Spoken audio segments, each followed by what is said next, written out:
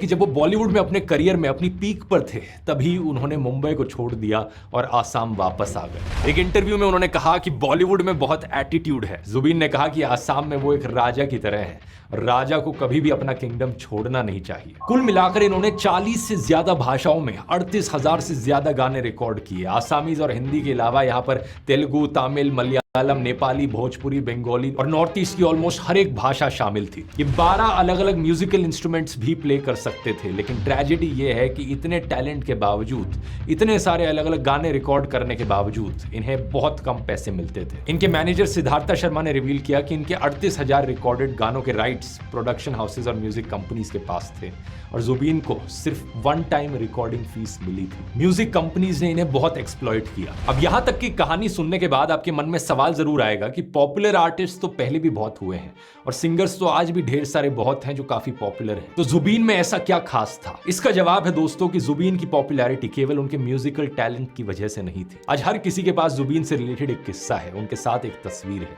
क्योंकि जुबीन लोगों के बीच, लोगों के लिए जीते थे। ये कभी मजदूरों के साथ सड़क पर ही बैठ जाते और उनके साथ खाना खाने लगते, तो कभी सब्जी वालों और रिक्शा वालों की मदद करने लगते। ये हर मुसीबत में अपने लोगों के साथ खड़े हुए। अलग अलग सोशल कॉजेज के लिए इन्होंने खूब डोनेट किया और इन्होंने अपने जीवन में हजारों परिवारों की मदद करी। हर रोज लोग इनके स्टूडियो के बाहर और घर मदद की उम्मीद लिए आते और कभी उनको खाली हाथ वापस नहीं लौटना पड़ता। शादी, फ्यूनरल, मेडिकल ट्रीटमेंट, स्कूल या कॉलेज की फीस, जिसने जो मदद मांगी जुबीन ने उसकी मदद की। इसी तरह जब भी आसाम में बाढ़ आती तो जुबीन खुद लोगों की मदद के लिए उनके बीच पहुंच जाते, लोगों से कपड़े, मेडिसिन और फाइनेंशियल हेल्प इकट्ठा करके बाढ़ पीड़ितों को देते। ऐसे ही जब कोविड पैंडेमिक के दौरान हॉस्पिटल बेड्स की कमी होने लगी तो जुबीन ने गुवाहाटी में अपने 2 मंजिल के घर को कोविड केयर सेंटर में बदलने का ऑफर दे दिया। कई रिपोर्ट्स के अनुसार जुबीन ने 15 अंडर प्रिविलेज बच्चों को भी अडॉप्ट किया हुआ था। इनमें से एक बच्ची थी काजली। एक दिन जुबीन काम से वापस लौट रहे थे, तभी उन्होंने काजली को देखा। वो डोमेस्टिक हेल्प के तौर पर काम कर रही थी